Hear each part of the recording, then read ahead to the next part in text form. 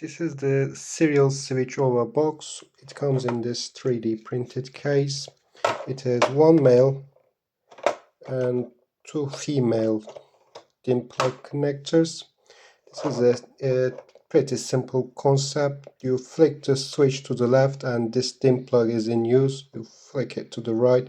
This one is fully disconnected and the device connected to this DIN plug is in use. I'll do a quick demonstration.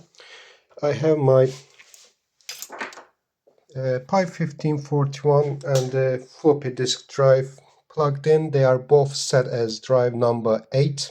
So I'm going to load the fast loader with the Pipe 1541.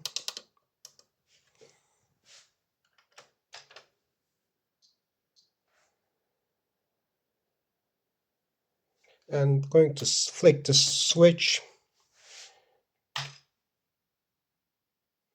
and press F5, and it's loading from the floppy disk.